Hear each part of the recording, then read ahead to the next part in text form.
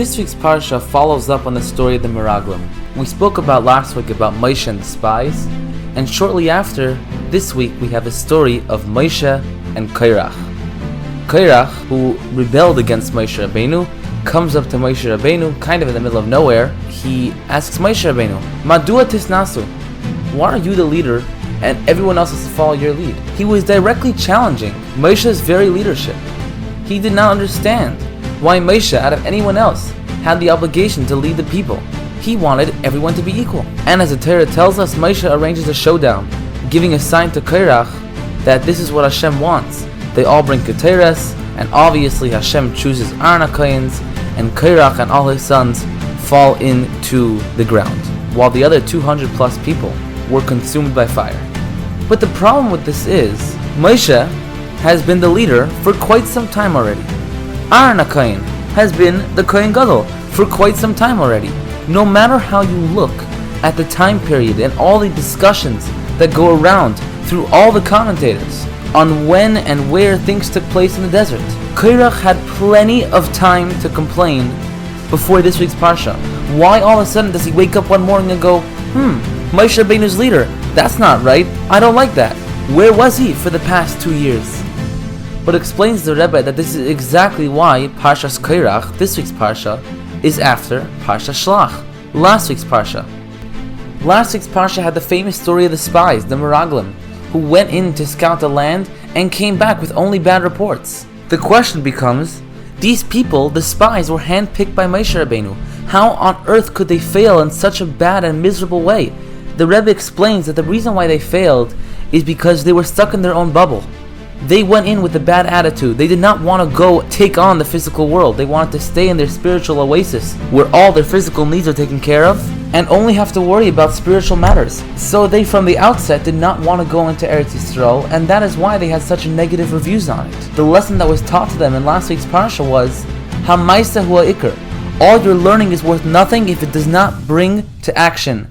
The Gemara tells us, Gadol Talmud, learning is greater. Why? Shemevi lidei ma'aseh, because it brings about action. It brings about result.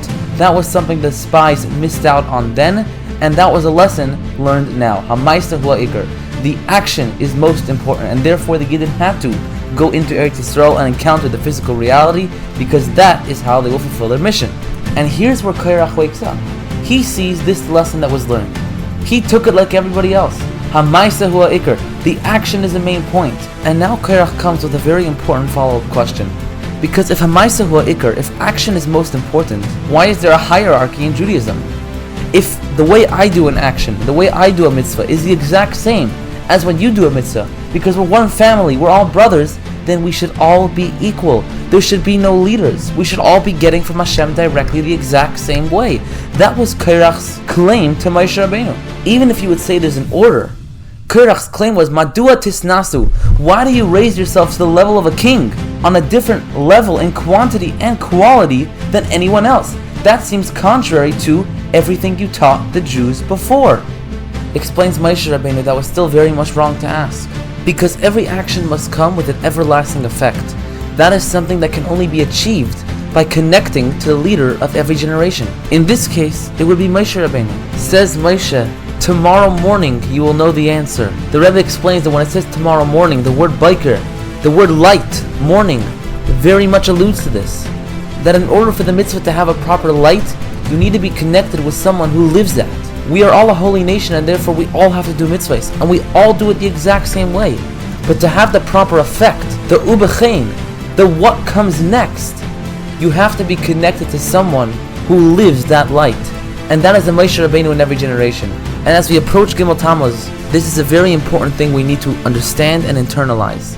That through connecting to the leader of the generation, through connecting to a Nasi, through connecting to the Rebbe, we allow our mitzvahs to fully take effect. To affect not just you, but the entire world around you. Ultimately bringing to something the Rebbe stressed more than anything else in his entire life. The complete redemption, the complete geula, where there will be no more fighting, no more bad, no more impurity, and only good things to come. May it come speedily in our days. Wishing you a wonderful Shabbos.